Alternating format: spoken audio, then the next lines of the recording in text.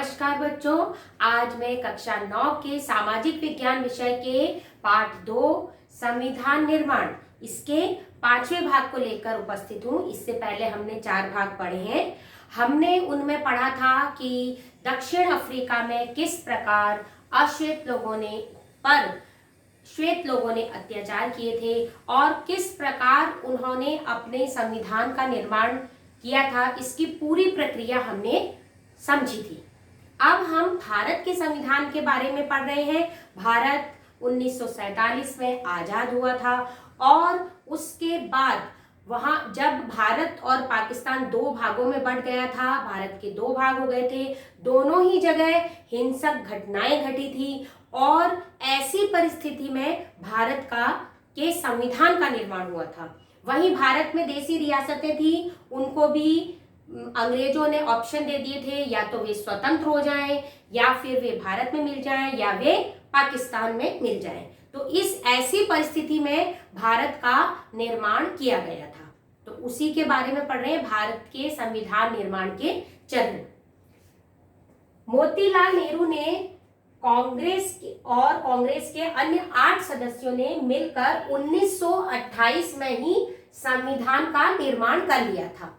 ऐसा हुआ था कि जब हम दक्षिण अफ्रीका के संविधान को देखते हैं, तो जब वो गोरों की सरकार ने जब कहा कि अब हम कालों पर अत्याचार नहीं करेंगे, अश्वेतों पर अत्याचार नहीं करेंगे, उसके बाद दोनों ने मिल बैठकर संविधान तैयार किया।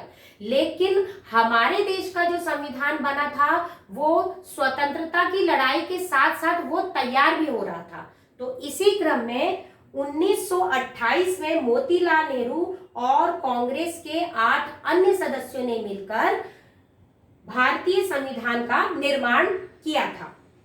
1931 में भारतीय राष्ट्रीय कांग्रेस का कराची में अधिवेशन हुआ था। उसमें उसकी प्रस्तावना में भारतीय संविधान निर्माण के बारे में बातचीत की गई थी और जो बातें दोनों स्थानों पर की गई, जो मोतीलाल नेहरू ने जो बनाया और कराची में जो बातचीत हुई कि भारत के संविधान की रूपरेखा इस प्रकार होगी, दोनों के ही बुनियादी मूल्य बिल्कुल बराबर थे। जैसे वयस्क मताधिकार, दोनों में बात की गई थी कि वयस्क भारत में जब भारत स्वतंत्र होगा तो वयस्क मताधिकार भारतीय लोगों को दिया जाएगा। स्वतंत्रता, समानता, अल्पसंख्यकों के अधिकार, ये कुछ बुनियादी मूल्य हैं संविधान के, ये दिए गए उनको। 1937 में प्रादेशिक असेंबलियों के चुनाव हुए।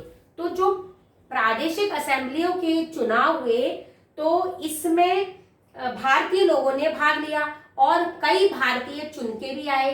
तो ये, लेकिन इसमें इतनी स्वतंत्रता असेंबली के मुख्य जो मेंबर थे उनको नहीं दी गई थी और लोगों को भी नहीं दी गई थी। लेकिन यह एक प्रकार से अनुभव था, क्योंकि उन्हीं लोगों ने जो चुनकर आए थे, उन्हीं लोगों ने आगे चलकर देश को संभालना था।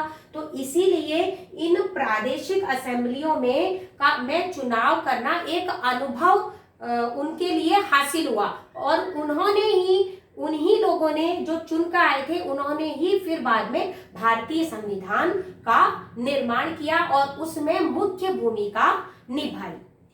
1935 के भारत सरकार कानून जो था उससे बहुत सारी चीजें भारतीय संविधान में ग्रहण की गई।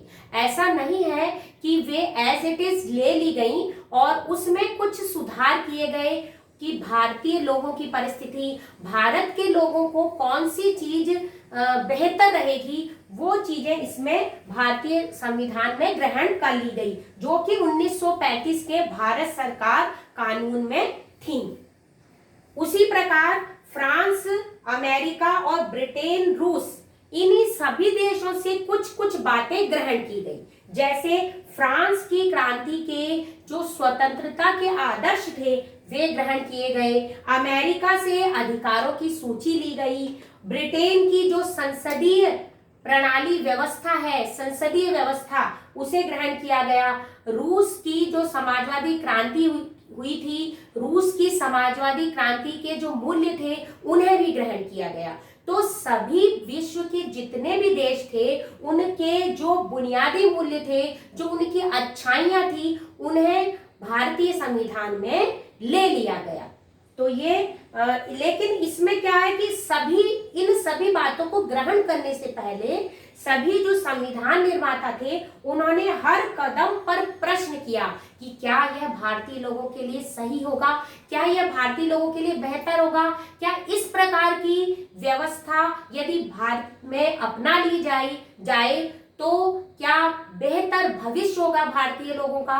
तो इस प्रकार के प्रश्नों पर पूरी तरह विचार किया गया, तब जाकर भारतीय संविधान लागू हुआ। तो अब हम आज का गृह कार्य देख लेते हैं। आज का गृह कार्य यह है कि आपको इस पूरे भाग में से जो आज मैंने पढ़ाया उसमें से 5 एक्स्ट्रा क्वेश्चन बनाने हैं। 1 वर्ड आंसर बना सकते हैं आप, रिक्त स्थान, सही गलत, मिलान, आपकी इच्छा है, आप कुछ भी बना सकते हैं। तो इसमें ये जो 20 नंबर के प्रश्न आते हैं वो आपको बिल्कुल क्लियर हो जाएंगे। और अब ये भाग समाप्त होता है, अगले भाग में फिर मिलेंगे।